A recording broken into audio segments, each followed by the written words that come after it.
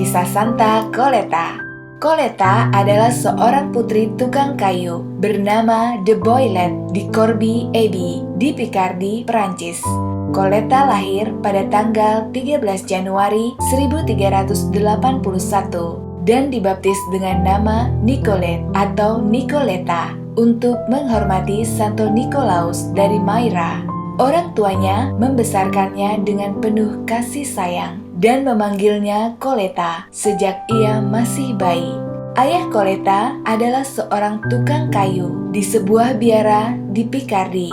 Coletta adalah seorang gadis yang pendiam dan rajin bekerja. Ia memberikan banyak bantuan kepada ibunya dalam membantu pekerjaan rumah tangga. Orang tuanya memperhatikan bahwa Coletta senang berdoa. Ia juga seorang yang peka serta penuh belas kasih. Ketika Coletta berusia 17 tahun, kedua orang tuanya meninggal dunia. Gadis itu kemudian diserahkan di bawah asuhan pimpinan biara, di mana ayahnya dulu bekerja.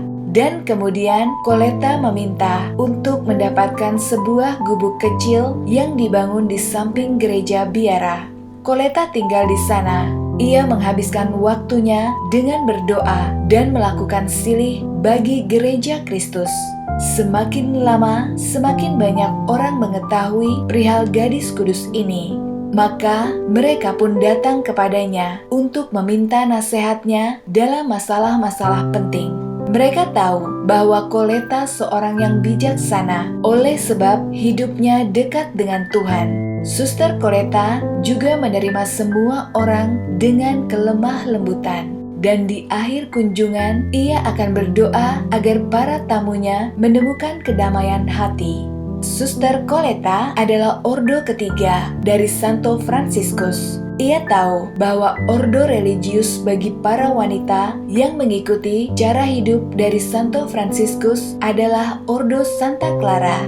Ordo tersebut diberi nama sesuai dengan pendiri ordo mereka, yaitu Santa Clara, yang adalah pengikut dari Santo Fransiskus.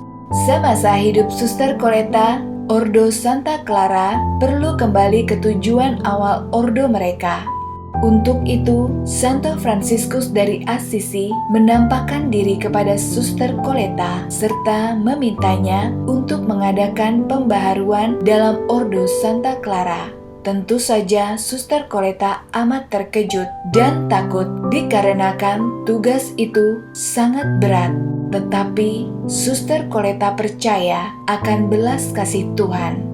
Lalu Suster Coletta pergi untuk mengunjungi biara-biara Santa Clara. Di sana, Suster Coletta membantu para biarawati Claris untuk memperoleh hidup lebih sederhana dan meluangkan lebih banyak waktu untuk berdoa. Kemudian, Ordo Santa Clara memperoleh semangat dari cara hidup Suster Coletta. Dan karena itu juga, Suster Coletta telah mendirikan 17 biara dengan aturan reformasi dan mereformasi beberapa biara yang lebih tua.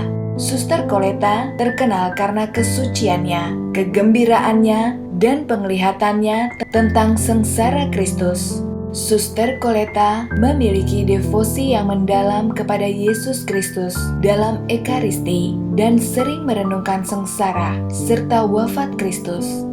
Suster Coletta amat mencintai Yesus dan panggilan religiusnya, dan Suster Coletta sendiri yang juga telah menubuatkan kematiannya di biara di Gent, Belgia pada tahun 1447 pada usianya yang ke-67 tahun.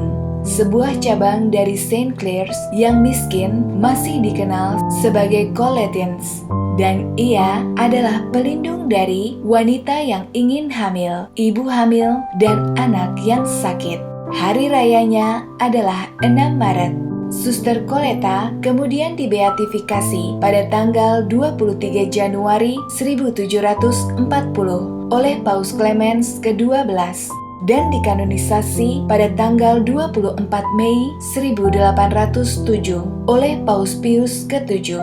Demikian kisah dari Santa Coletta yang memiliki devosi yang mendalam kepada Yesus dalam Ekaristi. ia juga seringkali meluangkan waktunya untuk merenungkan sengsara serta wafat Kristus. Ia amat mencintai Yesus Kristus dan panggilannya. Akankah kita juga mencintai Yesus Kristus dan panggilan hidup kita? Semoga kisah ini bisa dapat menjadi inspirasi iman buat kita semua. Sampai jumpa lagi bersama saya, Benedikta. Salam sukacita.